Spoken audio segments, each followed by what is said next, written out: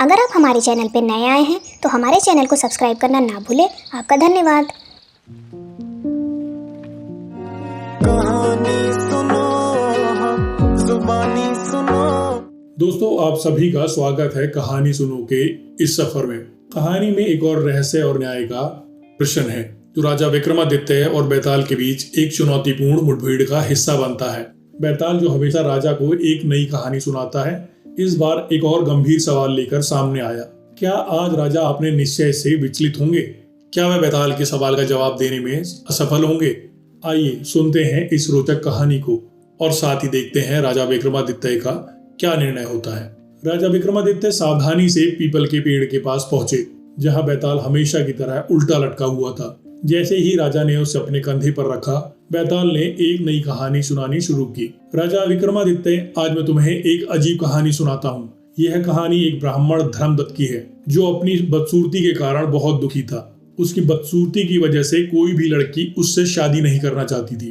वह बहुत अकेला और परेशान रहता था। राजा विक्रमादित्य चुप थे, लेकिन बैताल की कहानी में दिलचस्पी लेते हुए सुन रहे थे। बैताल ने आगे कहा, एक दिन धर्मदत्त को एक विवाह समारोह में बुलाया गया। वह विवाहों के आयोजन में माहिर था, लेकिन इस बार एक वधू ने उसे आकर्षित किया।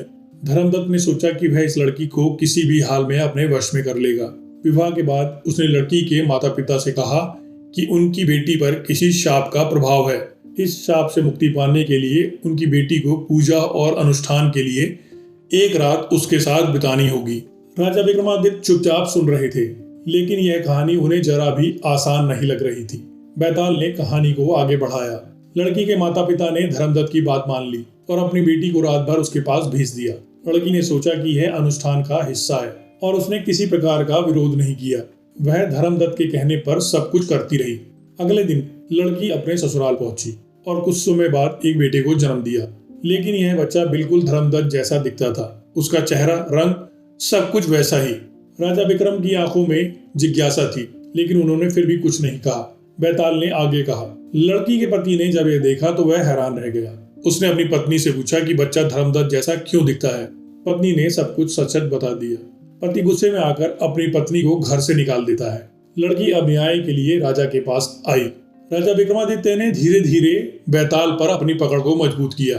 बैताल ने आगे कहा, राजा विक्रमादित्य, अब मेरा सवाल तुमसे है, अगर तुम्हारे सामने यह मामला आता तो तुम क्या करते? क्या वह लड़की बेगुनाह थी?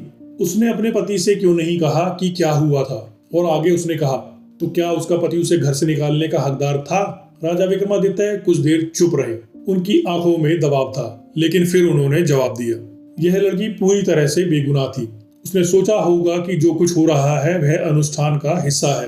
अगर उसे पता होता कि धर्मदत्त उसकी मासूमियत का फायदा उठा रहा है तो वह बिना शक किसी से मदद मांगती, लेकिन उसने किसी को नहीं बताया क्योंकि वह भ्रमित थी और उसने किसी भी बुराई का अंदाजा नहीं लगाया। अब सवाल यह उठता है कि किसका दोष है? क्या धर्मदत्त का दोष है जिसने उस लड़की का जीवन बर्बाद कर दिया, या फिर लड़की के माता पिता का, जिन्होंने बिना कुछ सोचे समझे अपनी बेटी को धर्मदत्त के पास भेज दिया? राजा विक्रमादित्य ने एक गहरी सांस ली और कहा, इसमें मुख्य दोष उस लड़की के माता पिता का है। उन्होंने अपनी बेटी को किसी सांप से बचाने के नाम पर धर्मदत्त के पास भेज दिया और इसके परिणाम के बारे में कोई सोच समझ नहीं की। इसलिए सजा उन माता पिता को मिलनी चाहिए। बैताल ने राजा के उत्तर पर टिप्पणी की, विक्रम, तुमने सही कहा, लेकिन अब तुम्हें इसका परिणाम भुगतना होगा। इससे पहले कि राजा विक्रमादित्य कुछ और कहते, बैताल उनकी पकड़ से फिसलते हुए सीधा उड़कर पीपल के पेड़ पर वापस लौट गया। तो दोस्तों, यह थी आज की कहानी, जिसमें धर्म, न्याय और मानवीय संवेदनाओं के बीच उलझे हुए सवाल सामने आए। उस लड़की ने माता पिता की उस गलतियों का खामियाजा भोगा। बैताल के सवाल हमें यह सोचने पर मजबूर करते हैं कि जब तक हम किसी की मदद ना करें, तब तक हम उसकी हालत को सही से समझ नहीं सकते। क्या आपको लगता है कि राजा का निर्णय सही था? क्या वह लड़की अपनी स्थिति में और कुछ कर सकती थी? क्या धर्मदत्त और उसके माता पिता दोनों जिम्मेदार थे?